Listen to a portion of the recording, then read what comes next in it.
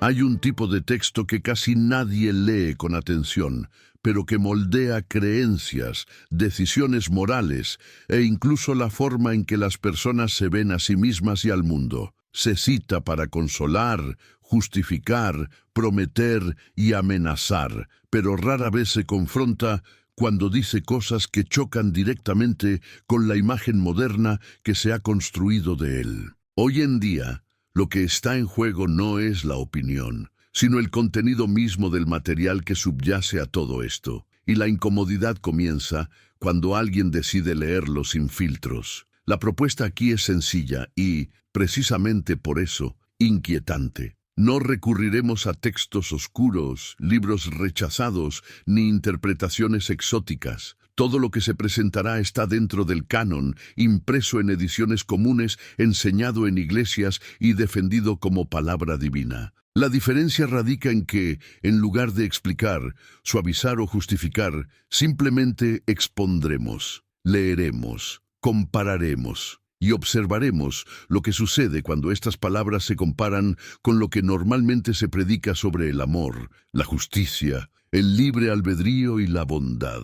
Hay un patrón curioso cada vez que surgen estos pasajes. Las reacciones suelen seguir el mismo guión. Lo estás sacando de contexto. Esto es simbólico. Necesitas comprender la cultura de la época o no puedes juzgar a Dios. El problema es que estas respuestas rara vez abordan el texto en sí. Funcionan como escudos automáticos, no como análisis honestos. Y cuando un sistema necesita tantos atajos para defenderse, quizás el problema no esté en quien pregunta. En este video, no nos centraremos en los ejemplos más famosos de violencia o crueldad que todos ya conocemos. Nos centraremos en versículos menos discutidos, a menudo ignorados o incluso utilizados como si fueran naturales, pero que conllevan profundas contradicciones. Algunos desmantelan doctrinas enteras, otros transforman la figura divina en algo confuso, limitado o moralmente cuestionable. Y todos tienen algo en común.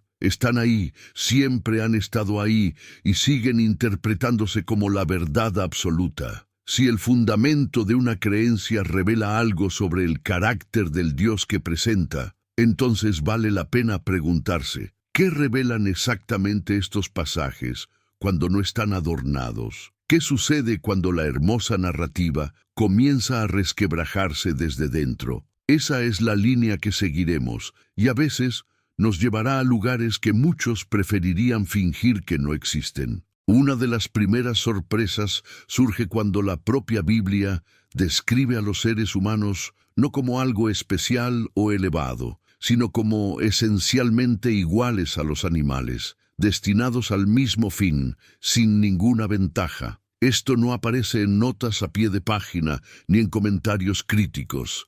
Está escrito directamente. Y cuando esta visión se compara con la idea moderna de un alma eterna, el cielo, el valor absoluto de la vida humana y la imagen divina, surge la pregunta, ¿de dónde surgió exactamente este cambio radical? La incomodidad aumenta cuando el mismo texto afirma que el mecanismo por el cual las personas deberían creer es, al mismo tiempo, descrito como engañoso por encima de todo. La fe, entonces, llega a depender de algo que el propio libro declara poco fiable. Sin embargo, este mismo recurso se utiliza para evangelizar, convencer y prometer la salvación. Si el corazón engaña, ¿cómo podemos distinguir la revelación de la ilusión? Y si no hay manera de distinguir, ¿qué dice esto sobre todo el proceso? A continuación, Dios mismo se atribuye la autoría de condiciones que normalmente se atribuirían al azar,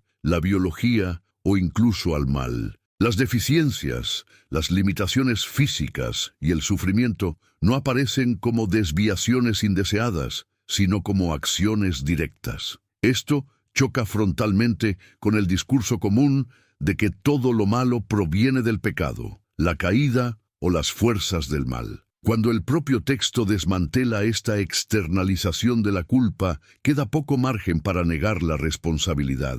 También hay declaraciones explícitas de odio divino dirigidas no a las acciones, sino a las personas. Esto desmiente una de las frases más repetidas desde los púlpitos: Dios ama al pecador, pero odia el pecado. Cuando el propio libro afirma que todos han pecado y al mismo tiempo que Dios odia a quienes practican el mal, la consecuencia lógica no es cómoda. El texto no ofrece la versión moderada que muchos han aprendido a repetir, la cual se construyó posteriormente. Y ahora, antes de continuar, quiero saber algo de ti. Si este análisis te ha parecido bien, escribe la siguiente frase en los comentarios. Leamos hasta el final. Esto ayuda a mantener la conversación visible y muestra quién está realmente dispuesto a interactuar con el texto sin atajos. Cuando el texto afirma que nadie es justo, que nadie busca a Dios y que todos se han apartado, no se trata de una observación casual, se trata de establecer una condición universal. Esto plantea un problema inmediato para el discurso moderno de los testimonios personales, donde las personas afirman haber buscado, encontrado o elegido a Dios por iniciativa propia. Si el propio libro afirma que esto nunca sucede, entonces estas narraciones no solo son exageradas, sino que son incompatibles con la base teológica que dicen defender. Algunas corrientes de pensamiento aceptan esta conclusión sin vacilar. La idea de que los seres humanos son totalmente depravados, incapaces de cualquier movimiento hacia el bien sin la intervención divina, surge directamente de estas afirmaciones. Otras corrientes de pensamiento intentan distanciarse de esto, calificando esta interpretación de extrema o malsana. Pero el texto no cambia según las preferencias. Permanece ahí, afirmando que nadie comprende, nadie busca y nadie hace el bien. Este conflicto revela algo más grande. La teología moderna a menudo funciona como un parche. Cuando un versículo apoya una doctrina cómoda, se exalta. Cuando apoya algo perturbador, se malinterpreta. El problema es que esta selección no proviene del texto, sino de la necesidad de preservar una imagen específica de Dios. Y cuantas más enmiendas se hacen, más frágil se vuelve la estructura. El efecto de esto es devastador para la noción de mérito espiritual. Si nadie puede buscar, desear ni comprender por sí mismo, entonces incluso el deseo de Dios no es una virtud, sino una concesión. La fe deja de ser una respuesta y se convierte en una programación. Esto transforma la conversión en destino y la obediencia en una consecuencia inevitable, no en una elección consciente. Y aquí surge una pregunta que rara vez se plantea en voz alta. Si todo depende exclusivamente de la acción divina, ¿por qué castigar a quienes no recibieron esta intervención? Esta duda no proviene de una filosofía externa, emerge directamente del texto mismo, y cuanto más se intenta ignorarla, más regresa, corroyendo la idea de justicia desde dentro. Hay momentos en el texto donde Dios es descrito como todopoderoso, soberano sobre todo, y hay otros donde este mismo Dios simplemente no puede actuar. Un ejemplo emblemático muestra que ciertos enemigos no fueron derrotados por poseer tecnología superior. No hay falta de voluntad ni de presencia divina, hay falta de capacidad.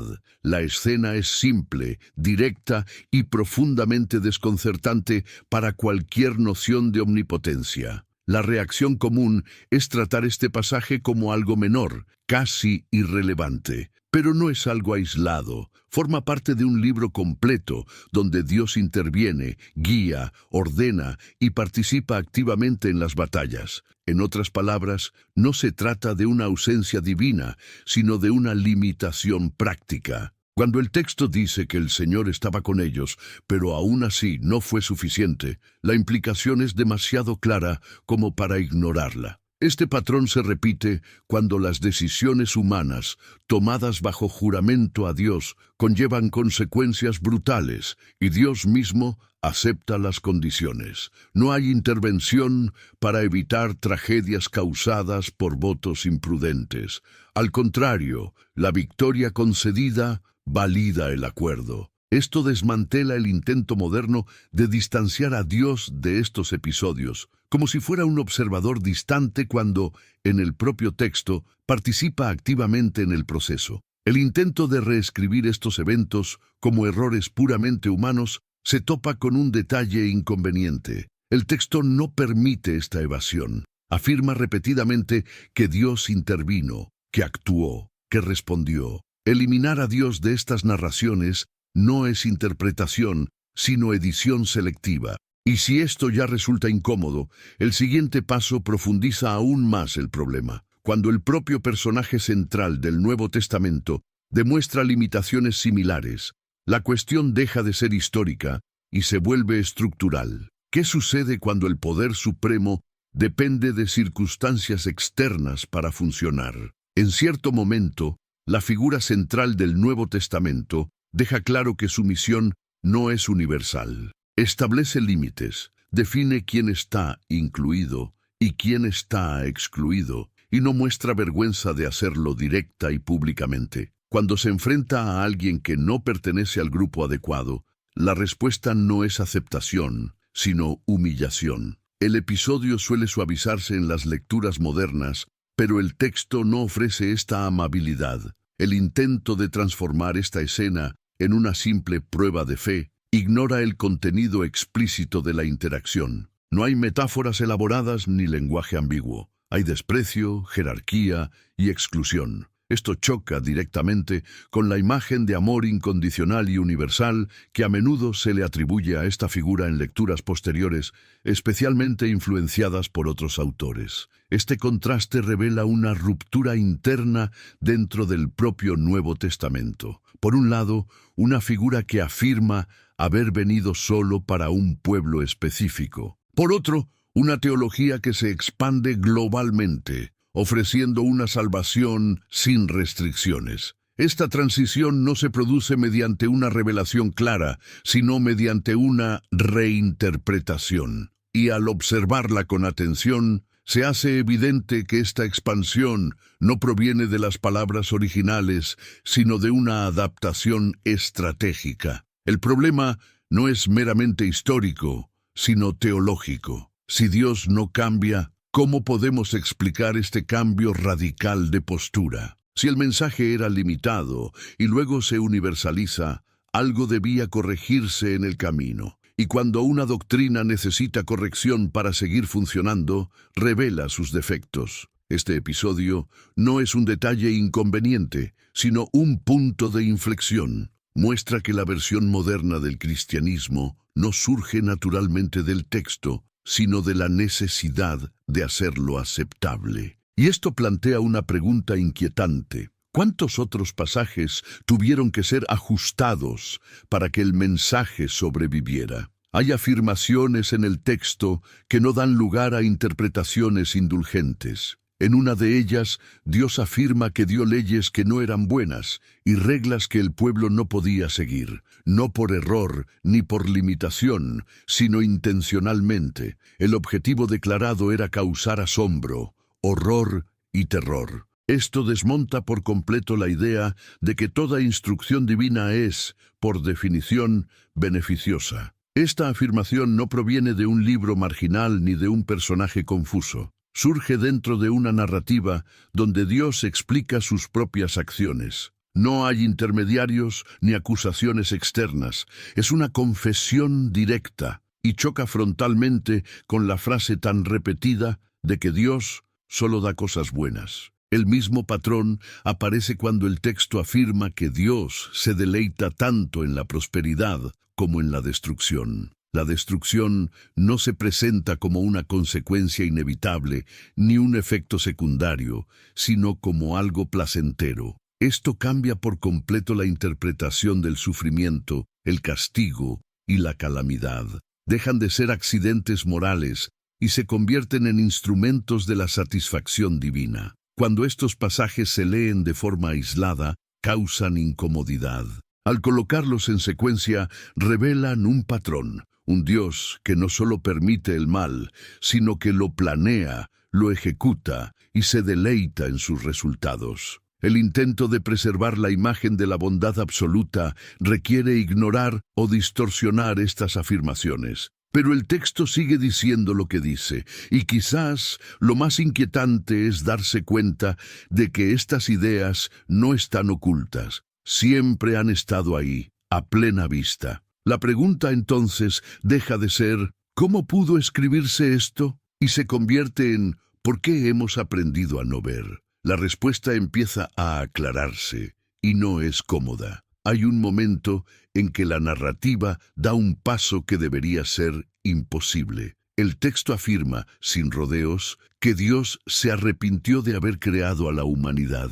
El arrepentimiento no es una frustración momentánea ni una decepción pasajera, sino el deseo de no haber hecho algo. Esto, en sí mismo, crea un gran problema para cualquier concepto de omnisciencia. Un ser que lo sabe todo desde el principio no debería sorprenderse por el resultado. Durante años, este pasaje se ha interpretado como lenguaje figurado, un intento humano de explicar las emociones divinas. Pero el texto no lo presenta como una metáfora, lo presenta como un hecho. Dios observa lo que ha hecho, lo evalúa y concluye que fue un error. Y esta conclusión no conduce a un ajuste sutil, sino a la destrucción a escala global. La justificación común es que todo formaba parte de un plan mayor, algo incomprensible para los humanos. El problema es que el arrepentimiento contradice precisamente esta idea. Un plan perfecto no genera arrepentimiento. Un plan que incluye un genocidio seguido de un reinicio idéntico al anterior no parece una corrección, sino una repetición del error. Lo más inquietante es que, tras toda esta destrucción, nada esencial cambia. Las mismas fallas reaparecen de inmediato. La violencia continúa, el egoísmo persiste, la corrupción regresa. Esto plantea una pregunta inevitable. Si el diluvio fue la solución, ¿por qué fracasó tan rápidamente? Y si no lo fue, ¿por qué se llevó a cabo? Este pasaje no solo presenta a un Dios emocionalmente inestable, sino que desmantela la principal defensa utilizada para justificar el sufrimiento humano. Si incluso el propio Creador reconoce su error, el argumento del plan perfecto pierde por completo su fundamento. Y lo que sigue solo profundiza este colapso.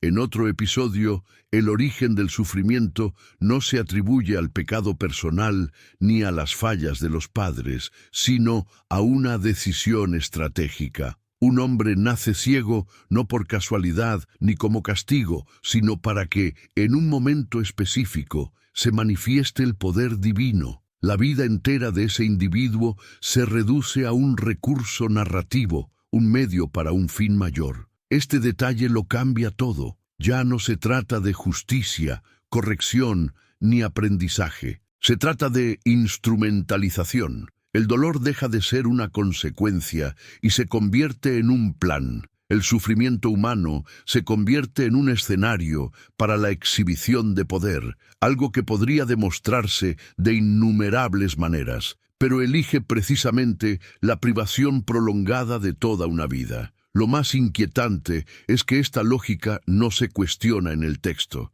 Se presenta como algo natural, aceptable, incluso bello. Y cuando esta perspectiva se asimila críticamente, configura una teología donde las personas se convierten en piezas reemplazables, daños colaterales en una narrativa más amplia que nunca pide consentimiento. Esta misma lógica reaparece en otros pasajes, donde los humanos son confundidos, engañados o inducidos al error para justificar un juicio posterior. En estos casos, la libertad no se viola por accidente, sino que se sabotea intencionalmente, y sin embargo, el castigo persiste. Cuando estas piezas encajan, emerge una imagen difícil de ignorar. Un Dios que crea, limita, engaña, castiga y se glorifica en el proceso. No por necesidad, sino por elección. La pregunta que queda no es si esto es poderoso, sino si es moral. Y la respuesta empieza a ser cada vez más incómoda.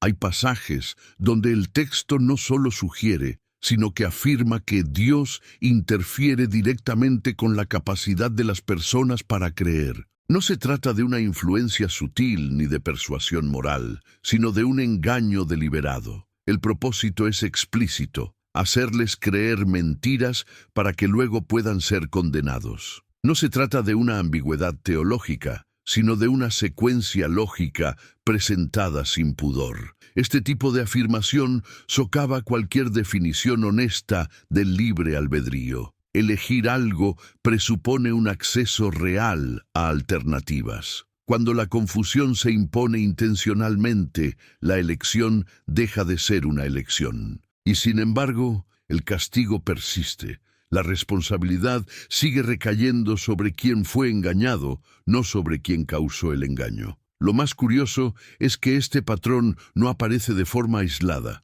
Se repite tanto en el Antiguo como en el Nuevo Testamento, involucrando tanto a Dios como a Jesús. En algunos casos, la confusión es estratégica: hablar de forma deliberadamente oscura para que la gente no entienda y, por lo tanto, no sea perdonada. La ignorancia deja de ser un defecto humano y se convierte en un plan divino. Esto crea un escenario moralmente insostenible, un sistema en el que el juez crea las condiciones para el fracaso, impide la comprensión y luego castiga al acusado. No puede considerarse justo sin redefinir por completo el significado de la palabra. Sin embargo, esta estructura se defiende como natural cuando no se examina con detenimiento. Y quizás lo más revelador es darse cuenta de que estos pasajes rara vez se leen en secuencia. Por separado, causan incomodidad. Juntos,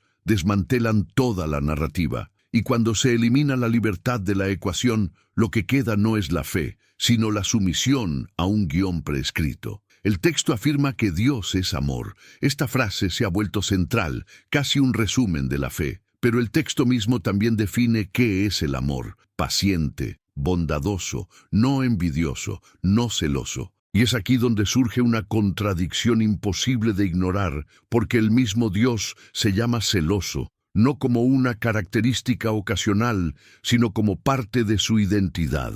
Estos celos no se presentan como algo simbólico o inofensivo. Se manifiestan en leyes, castigos y muertes. Adorar a otro Dios, o incluso considerar otra devoción, se considera una traición que merece la pena de muerte. Esto no se asemeja a un celo protector, se asemeja a una posesividad extrema. Y aunque un comportamiento humano similar se consideraría abusivo, la diferencia de escala no lo convierte automáticamente en virtuoso. Los intentos de suavizar esta contradicción suelen recurrir a analogías afectivas. Los celos de Dios serían como los de un cónyuge amoroso, pero esta comparación se desmorona al observar la respuesta a los celos. Una relación sana no castiga con la muerte, la destrucción ni la condenación eterna. El texto no describe un amor herido, sino un control absoluto. Esta tensión